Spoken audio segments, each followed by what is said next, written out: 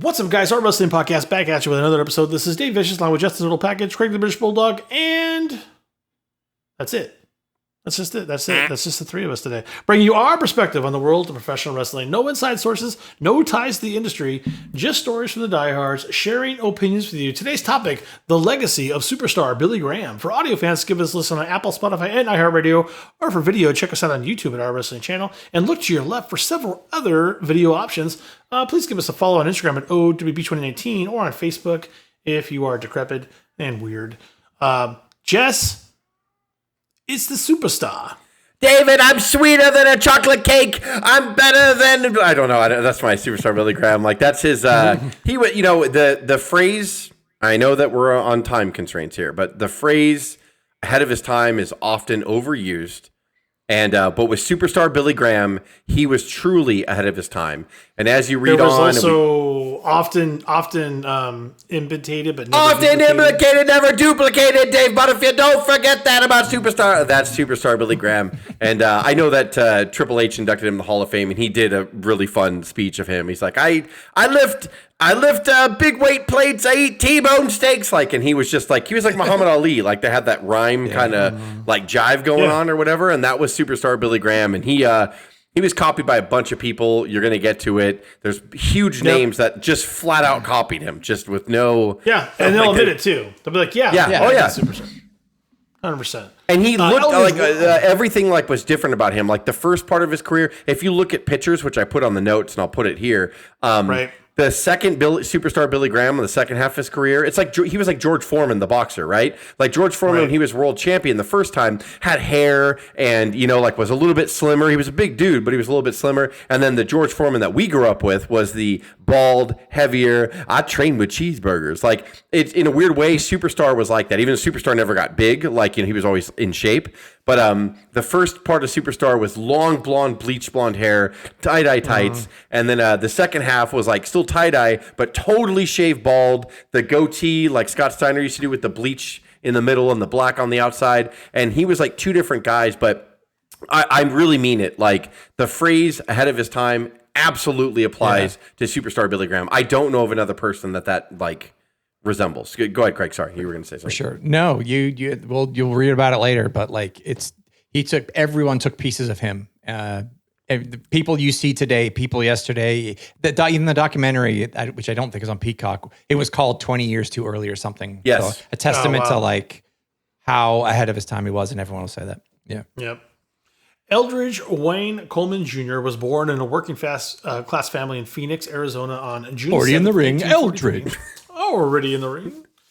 Coleman was attracted to weightlifting. Gee, you think so? I like the weights. I like to lift the weights. As a teenager, he was an avid reader of bodybuilding magazines, his idols being Steve Reeves and John Gremick. He became a devout Christian and traveled to religious revivals where he incorporated feats of strength into his sermons. Wow, that's great. Wayne was often beaten by his father. Wow, there we go. That was a churn. That was a churn for us. Due to his jealousy of Wayne's physique. But one day he was able to yank the leather strap from his father's fingers. His mother also hit him with a brick on his head because he was too big to hit with anything else. Is that a quote from her, by the way? Because you quoted that. It must have been. I think that was from his. It was from his book. I'm almost positive. Like where. So he quoted that's what she would do. And in my mind, abuse is not funny. But I know that he was born in a very different time. No excuse for it. But I just imagine his mom, his dad, and him just talking like this, like at each other, like the entire time. Like they just have this amped up, like with bricks and with. And bricks then I was straps, able to grab the leather strap from my dad, and I gripped it with my fingers, and I looked at my dad, and I said, "You," like, you know, that's the total like superstar Billy Graham, like Dad. That's his energy, like, you know, like that superstar always like threw out there, like it's just But yeah, it's amazing, like his story, like he was just infatuated bodybuilding, and his dad was jealous of him, which is really fucking what a mind fuck. You know, it's like you're growing up with this guy who's just got issues, and he's just like, I'm going to beat the shit out of you because you have a good body. Like, it's like, what does that even mean? Like, that's so... You're going to go to the gym again, huh, Eldridge? You're going to go to the gym? You're going to call yourself superstar one day? No, I don't think so. Oh, my God, dude. And he's like, Dad, don't you talk to me like that, Dad, because I'm a king of Sting. Like, that's like a whole thing. So his dad's like, let me tell you, I'm a main triple man, brother. I go He's like to a the gym, drunk, like, Eldridge. superstar. You think you're the main man? You're not the main man, little Grant. little Graham. I can still take you, brother. He would have to say little Coleman. Little Coleman. If you're ready to step up to your old man, step up to the plate, brother.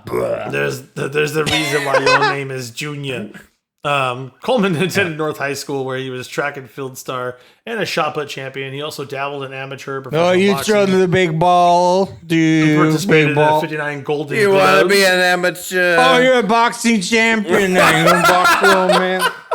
He participated. everything. He didn't win, but he did win the 1961 Mr. Teenage American Bodybuilding Contest in the West Coast. You think you're old man? You can pose like him. You can't pose like him. His dad is like a big beer belly. He's like, you can't beat this. That's like 1,000 things you're rattling off that dad just fucking hates everyone. Barbara, Like, get a brick, first Barbara. place in the talent Get a brick. show. I was really good at all these things. He's like, yeah, it's not good enough. It's not good enough. Barbara, get a brick. He's acting up again. Get a brick. Get a brick.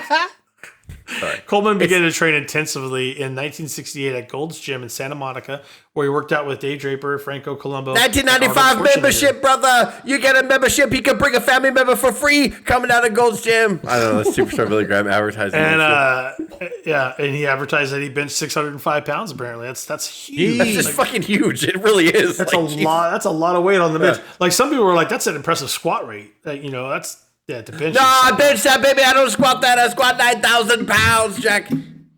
I take thunder and I have a thunderbolt in each arm, brother, and I bench the thunderbolts. That's Superstar. One of Coleman's photo shoots with Schwarzenegger was featured that year in Joe Weider's Muscle Fitness magazine. When Coleman decided to become a professional wrestler 2 years later, he had the inspiration of marrying wrestling to bodybuilding. As a wrestler, he weight trained continually, and in '75 prepared for the World Bodybuilding Guild's Pro Mr. America contest in New York City, where his 22-inch biceps won first place and the best developed arms division. Did Schwarzenegger? I thought he started like in '77. I'm trying to remember when he started. Like maybe he wasn't ready yet. But it was. Yeah, I think he knew. I think he knew Arnold when he was younger. I don't think he was Arnold yet, but like he trained with Arnold. Right. And like they were in the circuit together. I'm pretty positive. Yeah. In 1969, Coleman was encouraged by a football player and occasional professional wrestler Bob Lewick to train with Stu Hart. You should be wrestling. For the latter's Stampede Wrestling promotion. That's how it happened. Like in Calgary. It was nothing more than that. He's like, do you know what? You know what? What, brother? You should do wrestling. I think I'll try that, brother. Like that's how it happened. Exactly. Yep. In 1970, he would make his wrestling debut and then move to the United States and the NWA territories. Coleman traveled back to the United States. In his prime, Stu Hart, my God. Imagine Stu Hart back then. Like, he was stretching and hurting you when he was 70. Like, you like Billy Graham? You want to bleach your hair blonde? It was like, yeah. I love you just like, yeah. You like that blonde hair? Let me get my hands in that blonde hair. It's brand new. I call it the Oh, you're pulling my hair, brother. You're stretching me good, brother. Where's the ropes, brother? Coleman would travel back to the U.S. in May, wrestling for a few months with Dr. Jerry Graham, Brick Darrow, Rick Cahill, and Ron Pritchard in Arizona before he and Jerry joined the National Wrestling Alliance Los Angeles promotion run by Mike LaBelle as a tag team the following August. He changed his ring name to Billy Graham as a tribute to the famous evangelist of the same name. Jerry also told him to dye his hair blonde with a bottle of Clairol. Yep, that'll do it. While wrestling in Championship Wrestling from Florida, the name served both as his ring name and to make him the kayfabe youngest brother of Jerry and the other Graham brothers. In late December, Graham went north to join Roy Shire's NWA San Francisco promotion, working with Pat Patterson. In any territory back then, like Flair. Sorry, Dave. When Flair started out, like Flair wanted to be Ramblin' Ricky Rhodes because he looked up to Dusty, so he dyed his hair blonde like Dusty. In the territories, they're just like, all right, you got a lot of talent, kid. Why don't you just be a brother of Jerry Graham? And like in Flair's case, it's like, why don't you be a Rhodes? Like in all the territories, it's so funny. Like they're just like, just be a relative. Arn Anderson, you and Ole are Andersons. Do it. Yeah, go. Just the laziest motherfuckers on the planet. Yeah, it's just really, it's like people romanticize territories, and I get it, back in the day, but it's just like they were so lazy. It was like, we got this guy. Oh, yeah, he looks good. Billy Graham. I'm over. We're related, so you'll be over. Yeah, your name's Graham. My name's Graham. We're brothers. Like, yeah. Stupid. Oh, look, these names coming up now with AWA are huge, right? Graham feuded with Gagne, the Crusher, the Bruiser, Wahoo McDaniel, Billy Robinson, Ken Patera, and Ivan Koloff, the latter becoming his tag team partner. And by this time, Graham was integrating into his performance not only arm wrestling contests, but also weightlifting challenges, mainly involving ex-Olympian Ken Patera and posing routines. And by the way, this seems that stuff comes up later and later throughout wrestling. Like there's always pose downs. Warrior did it. Arm wrestling, fucking like yeah. Remember, Craig? We used to watch that video with Ken Patera, and he'd blow the medicine bag up with his mouth, but he'd almost pass out because it was legitimately a feat of strength. He would blow so hard into a medicine bag, which is a thick plastic fucking hospital bag, and he would pop it, and he was like, Craig and I would die because he was out on his feet because he'd be all, like he just like, I mean, you blow all your oxygen out to do that. We would just die laughing. Like, and he was up against a wall, and he put his feet up on a bumper of a van, and they would drive the van forward, and he'd keep the van at bay, like, you know, with this. Cool. Because Ken Patera always did shit like that. Like, and so him and Billy Graham were just like bodybuilding guys. They were fucking weight guys. They always wore weight belts and shit. Like, yeah, it's good stuff. Mm-hmm. That's what wrestling's simple. Yeah, it was. It was simple. Most memorable and violent feuds was against Wahoo McDaniel. He wrestled numerous bouts in 73 and 74. In the AWA, he also began his career feud with Polish Power Ivan Putski. Dude, so Wahoo McDaniel, Ivan Putski are like, when I first became a wrestling fan, I'd rent tapes in the past, you know. And right. I wouldn't get in a time machine and go in the past. That's not what I meant. Like I would get like tapes from like years before, and that's what put him on the map originally. His feud with Ivan Putski and Wahoo like were crazy. Like especially Ivan. There's this clip of him and Ivan where Ivan like he's beating the shit out of Ivan, and it's just basic kicks and punches. And then he misses a shot, and Ivan hits him with the Polish hammer, and that place goes fucking insane. And all Billy Graham did was rock like he was going to fall because he's a big fucking muscular guy. And the place was, I mean, jumping up and down. The place was vibrating. And like, that's how amazing some of these old footage was. You're going to get into it too, Dave. One of his early feuds was Dusty Rhodes. Like, they put each other on the map. Like, him and Dusty had a great feud with each other. Like, and again, I saw another clip on Instagram or whatever that started floating around. It always floats around their birthday or something like that, where, again, like Dusty ducks a punch and then starts doing his shucking and jiving jabs or whatever, and the place is fucking, I mean, people are jumping up and down. Like, the fact that, like, oh, you got one over this fucking cocky bodybuilder motherfucker with bleached hair. Like, it was just, Superstar was magic. Like, he was just charisma, like, personified. And all these names that you're reading, like, what a fucking who's who. I know people nowadays, like if you're in your 20s or 30s, you don't even know half the names that Dave said or any of them. Like, but I mean, these were the biggest names. You know, Polish Power, Ivan Putski, Wahoo McDaniel, Vern Gagne, like Ken Patera, like all of them were like really fucking big in the late 70s and early 80s. They were like the names. Heard you say you're the world's greatest arm wrestler. No one's ever beaten you. Longest arm in the world, and that arm is going to come down on Ivan Putski's head so hard, it's going to pop his head like a pip. I'm going to break every bone in his body. You know what violence is? Violence is American professional wrestling, and I'm going to introduce this man to wrestling. I'm going to introduce this man to American-style wrestling. He's from Poland, right? Right. He doesn't know what real violence is. He doesn't know what real broken bones are and pulled ligaments and ripped tendons and popped cartilages. I'm going to introduce the man to violence. Graham made his in-ring debut in the Worldwide Wrestling Federation, the WWF, on October 25th of 75, in a tag team match at the Boston Garden, which he and Spiros Aaron defeated the WWF heavyweight champion Bruno Sammartino and Dominic DeNucci. During this time, the Grand Wizard became Grand's manager. I'm pretty sure Dominic took the pinfall because Bruno didn't lose to anybody in this time frame. So, I mean, this is my guess. Probably. His stay in the Triple Dubs would be brief, and he would go on his second tour of Japan, this time accompanied by Ivan Koloff. He feuded with Antonio Inoki during the Japanese run. Wow, that's a cool little side all the best wrestlers. I can say that now. The Luvid Borg episode kind of derailed me a little bit, but now I can sing the song again. Yeah, true that. In November of 75, on the invitation of Dusty Rhodes, Graham joined the NWA promotion in Florida, beating Rhodes for the Florida heavyweight title on November 22nd at the West Palm Beach Auditorium. Yep, at the Wrestletorium. He's not afraid to jump around, which is good too. I mean, yeah, he was everywhere. which is how you get known everywhere, right? Just by being everywhere. His work in this period included occasional visits to St. Louis, Missouri, where he took on the NWA World Heavyweight Champion Harley Race. Again, we're not even in Ric Flair territory yet, guys. I'm just saying. He would return to the trips of that federation and defeat Bruno Sammartino for the WWF Heavyweight Championship on April 30th of 1977 in Baltimore, Maryland. After putting his feet on the ropes, I think you got to stop there real quick because I was 1 month old. Top? I was born in 77. I was like a month old. Right, but how long did Sammartino hold that title for? Only 10 months. Really? Yeah. Man. It's not a heel territory, and that's you're going to read on too why Graham kind of bowed out of the WWF after a while. I'm saying how long did Bruno hold it for? No, this was Bruno's second reign. Ivan Koloff ended Bruno's first reign, which was like 9 years. No, not 9 years.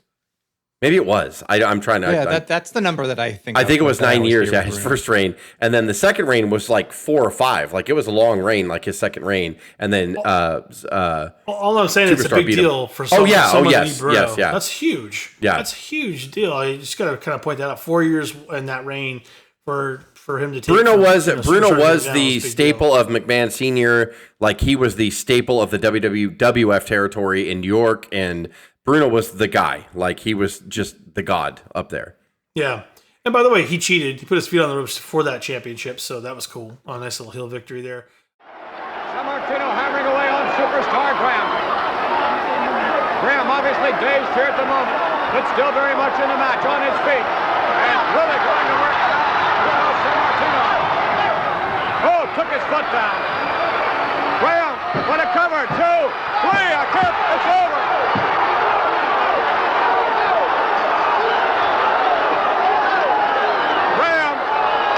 Sammartino, but from our vantage point, he had not 1, but he had 2 feet on the rope. During that reign, he wrestled across America and Japan, facing challengers such as his former champion Bruno. He faced Jack Briscoe, Dusty Rhodes, Pedro Morales, Don Morocco, Mil Marascus, Strong Kobayashi. Which is crazy. He was only champion for he was champ for less than a year, and he fought all those fucking names as world champion. I love how you said Dusty Rhodes in that. Oh yeah. Sorry. Because it's that important. Dusty Rhodes should be mentioned twice. Damn it.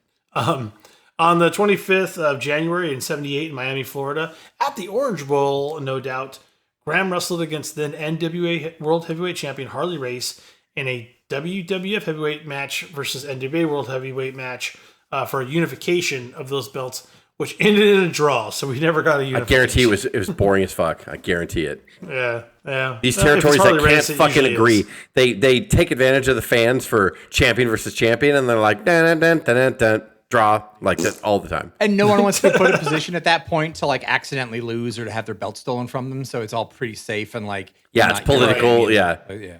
It was headlocks forever because they didn't want to get, if you're going to take advantage, you going to hit me? You going to take advantage of me? Like the whole time. Are you going to shoot on me? Are you going to shoot on me? Graham would eventually lose the title to Bob Backlund in February 20th of 1978. I hope that was a chicken wing, but who knows. His confrontation with Rhodes, Dusty himself, a longtime friend of Graham's, recalled these matches with Graham in 78 as among the most exciting and memorable of his career. Disillusioned by the loss of his belt, though, Graham left the WWF in December of 78. Billy Graham was he was legitimately upset, because he didn't understand, he was so ahead of his time, and he really was. And Vince Sr. have him drop it, right? Yeah, he was a face guy. He was pushing Backlund and Sammartino, right. And he was never whereas the territories the NWA was always put the championship on a heel and let the faces chase him. So when he goes to each territory, their top face will try to challenge the heel champion, and that was always right. If you look when Dusty would win the title from Flair, it would last months. If that even, yeah. And then Flair would win it back. Kerry Von Erich, he would win it and lose it back. And this is the way it was. But Vince Sr., which is why he was always kind of when Vince started and took Hulk on, that's why Hulk was so successful for so long, because Vince is no, you need a face champion. It's what my dad did. So that's just the way. And Bruno was champion forever.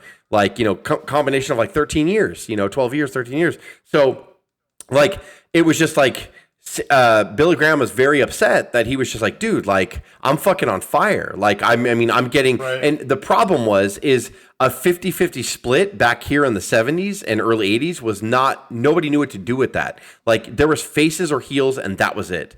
And Billy Graham was kind of cheered sometimes. Like he was booed a lot, but I mean, there was a lot of people that are like, Billy Graham's fucking awesome. Like, look at the size of him. Like, and he would do promos and he's fucking tan and blonde hair and massive muscles with a fucking awesome gold belt on. You were like, I kind of fucking like that guy. Like, and nobody had ever really evoked emotion like that as a heel, like back then. And so I guess he went to Vince Sr. and said, turn me face. And Vince is like, I got Backlund, I got San Martino still, like, I don't need you. And so he was pissed, and he was just, so he went away, like, and he just went to another territory, back to the NWA, where he's like, all right, then, like, I'll go, like, if that's the case. And what a shame. And he would loan out to California and Florida for those events too. So, in April of '79, he embarked on his third IWA tour of Japan. And October 8th, he became the Continental Wrestling Association champion for CWA. And in '82, he spent some time competing in Japan and the United States, adding some martial arts techniques to his repertoire. There's got to be a joke in there somewhere. No, this was not good. Like his look here too, like he slimmed down like you're going to read. And this is when he shaved his head to begin with. And he didn't have the goatee. He just had a mustache. And he wore black karate pants. And literally did karate moves like all the time or whatever. It was not good. Like he decided, not a good look. He wanted to slim down. I truly believe because early on they didn't know the effect of steroids and he was on roids. And he didn't know what to do. So he slimmed down here and he got really cut and looked good, but he lost a lot of mass. And he just literally wore black karate pants and shaved his head bald and just a black mustache. And I was like, it was not Billy Graham. Like, it was just a really weird, it was almost like he was defiant. He was like a teenager. He's like, oh, you don't like me? Fine. I'm going to go somewhere else and I'm going to show you that like I could do it like this. And it did not work well, in my opinion. Yeah. Arigato, so basically brother. What's that, Greg? Sorry. Arigato, brother. Arigato. So yeah, brother. That's where he debuted in the World Wrestling Federation, the new renamed set. And this is he did that. Junior, he right? did a while. He was with Crockett Promotions. I think it was in Starrcade like 85 or 86 or whatever. He was actually in Starrcade and did some things, but he was karate superstar Billy Karate Graham. But here you're going to get to, Dave. He came back to the World Wrestling Federation, which now was not the WWF. Yeah, that was in '82. Yeah, and that's where they said he had the black karate pants and all that stuff. Yeah, and then he comes back in '86 or whatever, 85, 86 or whatever, and now he's got bald, but now he's tie-dye again. He's trying to kind of be a hybrid of the karate guy and the superstar of old, like with the tie-dye and all that shit. Yeah, before that, though, he did go back to AWA only a year later, and that's where he kind of regained that body weight of old. So I imagine the roids are getting hit pretty hard here. And then he had an NWA run with Championship Wrestling from Florida. First as a member of Kevin Sullivan's Army of Darkness. Here we go. Kevin Sullivan, brother. Stop it. Yeah, I don't. I'm sorry that you had to read Kevin Sullivan inside of a Billy Graham legacy. I apologize. Yeah, there it is. It sucks. So, like I said, he returned to WWF in '86, and then he was a fan favorite there after a few appearances. As good as gold. Wow, the bear hug with the pythons. Squeezing for all he's worth, and Horowitz doesn't waste any time. Whoa. They say he's back, Monsoon. He is. The winner of this bout, Superstar Billy Graham.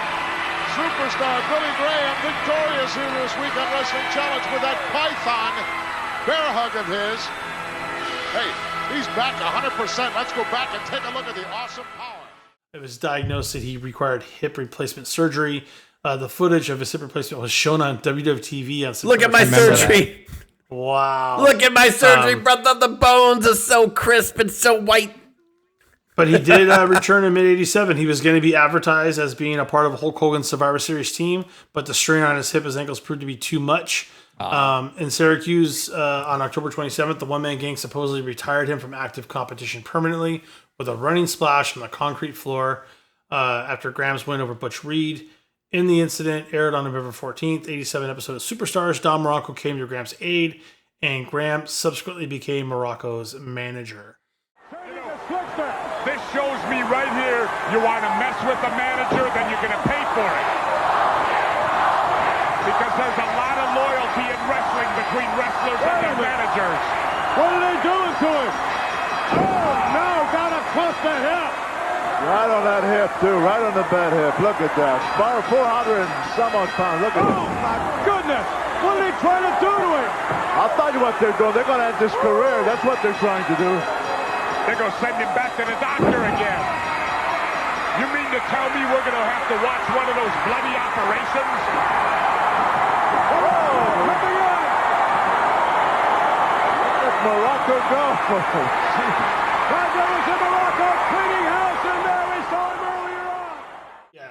He had Bruce Six as the commentator for the WWF in between those surgeries, but then in the early 90s. That's when Craig and I, real quick, we had the most fun, Craig. Yeah. Like, we would watch a lot of house shows and shit, and even SummerSlam 88 had Graham as commentary. And he'd be like, "Oh, brother, my double main man, my triple main man." Like, he did commentary with Gorilla, and he did the LA house shows at LA Sports Arena, and it was just fucking good. I'm telling you right now, you dirty, dastardly Ted DiBiase, the money doesn't work for me, brother. It doesn't cash. Those checks bounce with me, brother. Like, that was always like, he was totally like that. Like, I remember Superstar. It sounds amazing, though, doesn't it? He was so good. charismatic, He could man. do Like, he anything, was so yeah. awesome.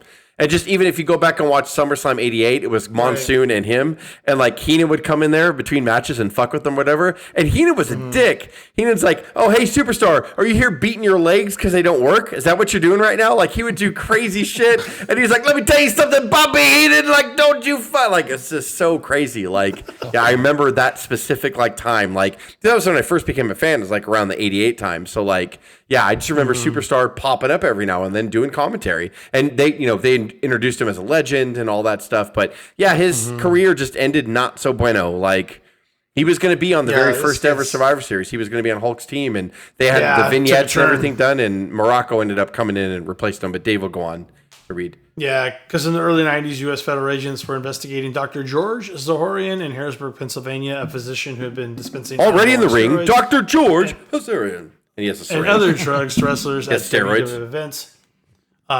In 91, he was convicted under the U.S. Federal Anti-Drug Abuse Act of 88, which prohibited the prescription of steroids for non-therapeutic purposes. This led to WWF owner Vince McMahon Jr., who admitted to being a user himself, being put on trial of steroid distribution in 94. I injected personally, David. I injected a syringe into Hulk Hogan's buttocks, brother. Like, that's what he said. It's at this point in his career that Billy Graham just keeps making mistakes and attacking the McMahons, and then write letters and apologizes to them. Yes, like 4 times. I don't know if this notes have like all 4, but he goes like, "Let me tell you something, brother." And goes, "I'm really sorry, I did." No, that. Dave does read it. I just summarized it or whatever. It's exactly what you said, Like 3 Craig. times. It's exactly what you said. Yeah, Graham went on a public awareness campaign regarding the dangers of steroids and included appearance with McMahon on the Phil Donahue Show in 92. During that taping, Graham claimed to have witnessed officials in WWF sexually abuse children. Oh man, that was the ring announcer. Or the ring Whoopsie guy. daisy, brother! I was upset when I did that stuff. Yeah. And McMahon claimed the abuse had never taken place. He later admitted that he made up those allegations, hoping to extort hush money out of the WWF because he's hurting. In the autobiography, Graham describes making the allegations as being my most shameful moment, not only in the wrestling profession, but in Whoopsie my life. daisy! I thought, like, I started taking steroids in I started wrestling about 1968, and I was one of the pioneers using steroids. A friend of mine was a bouncer in Phoenix. All of us, the guys were bouncers, weightlifters, football players. A friend of mine came in as an All-American from Arizona State University. He says, Wayne, man, steroids, dude, this little Diana ball, little blue pills, what are you talking about? I didn't even know about it. He said, yeah, man, steroids, I've gained like 20, 25 pounds muscle. He became an All-American linebacker, my friend, and then went on to become an All-Pro linebacker. So here he is, a college All-American in 1968 telling me about steroids. So think about the complexity of that with sports and college athletes. We go all the way back to 68. Those are horrible allegations. Apologize, brother. Vince McMahon. And Craig, it's one of many apology letters to McMahon, but he received no response until his liver transplant in 2002. So, Good luck with your liver, Vince. Yeah, good luck, buddy. Yeah, can you imagine that call too? Like, he's on a transplant, he wakes up and he's like, "Put me through to Billy Graham." How you feeling, Billy? Yeah, I need Hall of Fame now. Yep. I would love to be in the Hall of Fame, Mr. McMahon. That's right. Yeah, Graham was inducted into the Hall of Fame in 2004, right before WrestleMania 20, by World Heavyweight Champion Triple H then, who Graham had helped inspire to become a professional wrestler. Graham later sold his. That's right. I lift barbell plates. I eat T-bone steaks. That's what it was. Fuck, it took me all the time. Triple H quoted a quote from Billy Graham when he inducted him in the Hall of Fame. I lift barbell plates. I eat T-bone steaks. I'm sweeter than a German chocolate cake. Like that was his little line. Took me all episode to get that. This gets really sad. Graham had to sell his WWE Hall of Fame ring to purchase anti-rejection medications to help treat his liver transplant. In November 2015, Graham announced that he had signed a Legends contract, a long-term deal to make infrequent non-wrestling appearances. In a Facebook post, he signed a renewed 5-year contract in 2021. After contracting hepatitis C, Graham received a liver transplant in 2002 from a 26-year-old male donor who had died in a car crash. He had cirrhosis at the time of the transplant. In July 2010, Graham was hospitalized due to liver problems. By 2012, he was diagnosed with third-stage liver disease and cirrhosis. He would continue to have serious medical issues through 2023. He was hospitalized in January of the same year as a result of ear and skull infection that had left him deaf. By April, his condition had worsened even more than that. He lost 80 pounds and was being treated for kidney, heart, and lung problems. He died of sepsis and multiple organ failure in May 17th of 2023. 3 weeks short of his 80th birthday.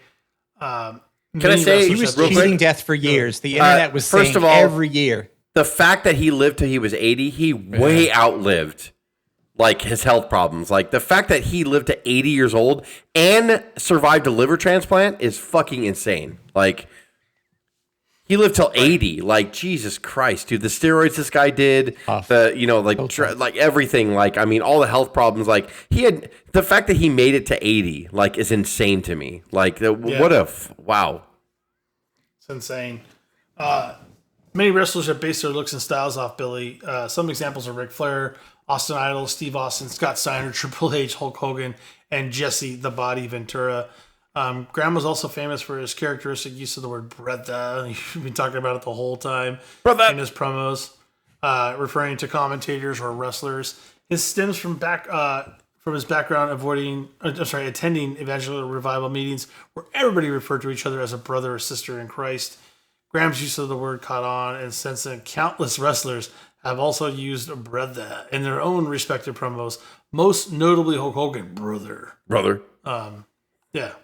Yeah, it's funny because we think about brother and we say brother, and we think Hulk Hogan, but that's not where it started, man. It started with this guy. He was really ahead of his time, and it really sucks that like he went on that thing. Well, I mean, if Vince is a dick, he deserves it. But I mean, like the fact that he was making up those accusations and kind of doing that or whatever, like it just goes back to wrestlers have no insurance, and especially wrestlers that came from the 70s and 80s, they had no chance, bro. Like they didn't know how to file their own taxes. They you know what I mean? Like, and then he's spending tons of money because Billy Graham's never been listed as like an alcoholic or anything like that. He just spent all his money on steroids and enhancement drugs, and like they didn't know how to save their money, pay their taxes, anything like that. Like, so the fact that he made it to 80 and he had a fucking liver transplant from a 26-year-old, like, is crazy to me. Like, he lived way beyond like what he should have lived. Like, to be honest, like, and then he was on the Donahue show. He's fucking, you like little kids, brother. Like, it's just crazy. Like, all of it was insane. Like, his whole journey was insane.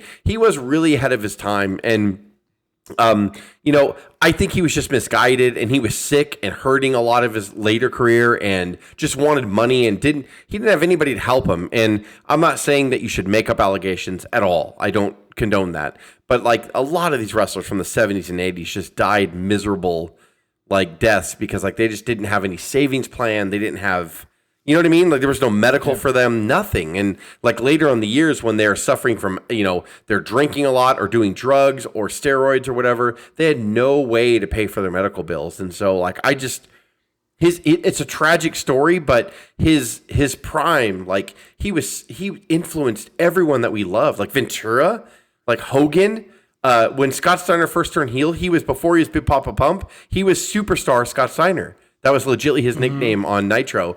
And there was so many people, Austin Idol, even Flair and Dusty, like they all like kind of copied like superstar Billy Graham, his blonde hair, his fast talking, like, you know, just the rhyming and everything, and like the charisma this guy had. And, you know, I'm putting pictures and videos up throughout this whole episode, and he was really like just way ahead of his time. You know, like he just was not respected for what he could do. And then he had Vince Sr., who was just like, I don't need you as a face. Nowadays, you get a heel over that much, you're like, that motherfucker's going face. He's going to be my money ticket, you know? Like, but back then it was not like that. It was just not, it's unfortunate. And a lot of the stuff that could have been Stone Cold before it was Stone Cold. I mean, yeah, a lot of the stuff that happened afterwards too was super unfortunate as well. Craig, what do you think about Superstar? We always would joke around. Like I remember we would do your paper routes, and then we would just like lay on the couch and stuff afterwards, like falling asleep, just going brother. Like we do the impressions of Superstar for whatever odd reason. I don't know why. He brought us so much joy. It's a fond remembrance of Superstar Billy Graham, who was truly he was truly a legend. Yeah, 75 is like 50 years ago, right? So we're talking 50 years ago. So it's like us growing up in the 80s talking about George Hackenschmidt or whatever from the 30s or like whatever. But like that's how far back it is. But he truly was an inspiration to everyone from Savage. We haven't mentioned Savage. We haven't mentioned Rollins, his outfits, like anything tie-dye. Yeah. I mean, and I'm glad Rollins is a really good example, actually. Yeah. Yeah, definitely takes on that same just charisma. all the ostentatiousness and flair, pun intended, comes from like him and Gorgeous George and stuff like that. So bigger than life. Yep. Yeah, he was good. Those guys were just trailblazers, man, for sure. Yeah. For audio fans, give us a listen on Apple, Spotify, and iHeartRadio. Our videos. Check us out on YouTube. Or so many of these other options to your left, Vanna White. And give us a follow on Instagram at O.W.P. Figure it out. Look to the fucking left. It's not hard. Yeah, just look to the left. Bitch. And for Craig, Jess, and myself, this is the O.W.P. signing off. Have a brother.